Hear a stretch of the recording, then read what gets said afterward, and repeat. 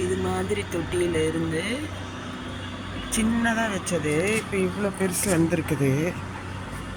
இப்போ மழையினால் நல்லா தளைஞ்சிருக்கு. நான் இதிலேருந்து இவ்வளோ கட்டிங்ஸ் எடுத்துருக்குறேன். ஆக்சுவலாக இந்த மாதிரி சைடில் வரும் பாருங்க, இப்படி இது மாதிரி வர்றதுலேருந்து இவ்வளோ கட்டிங்ஸ். இப்போ இதை ஒரு பாட்டிலில் போட்டால் அதுவே வேறுட்டு நமக்கு 6-7 கட்டிங்ஸ் கிடைக்கும். எங்கன்னா வச்சுக்கலாம்.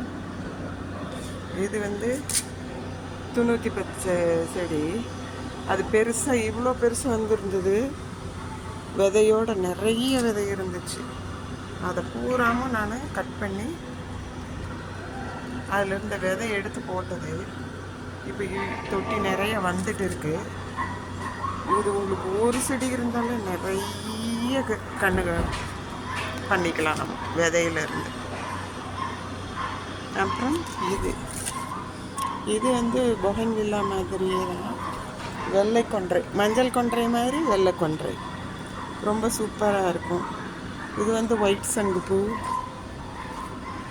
கொஞ்சம் ஃபங்கஸ் வந்துருக்குது. இதுக்கு மருந்து தான் அடிக்கணும். விதை போட்டால் இப்படி வரும். வெள்ளை சங்குப்பூவை நீங்கள் பூ பறிக்காமல் விட்டிங்கன்னா காய் வரும். அது வறண்ட விட்டுறணும். செடியிலேயே வரல விட்டுட்டு எடுத்து ஒரு சின்ன ஹோல் போட்டுட்டு அதில் 10-15 விதை போட்டிங்கன்னா அடம்பாக வரும்.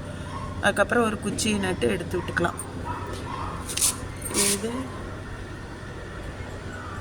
ஒரு மணி பிளான்ட். கொஞ்சம் இலை பிக்காக இருக்கும்.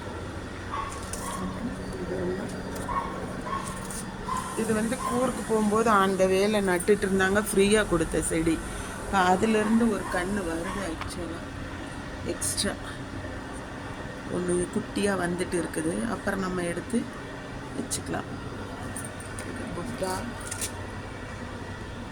கொஞ்சம் அதுக்கு பெயிண்டிங் வேலையெல்லாம் பாக்கி இருக்குது. இது கிருஷ்ணா. வீட்டுக்குள்ளார ஷோகேஸில் கொஞ்சம் பழசானதெல்லாம் எடுத்து இங்கே வச்சிருவேன். கற்பக விநாயகர், ஒரு குட்டி பிள்ளையார். இந்த பிள்ளையார் கிட்டத்தட்ட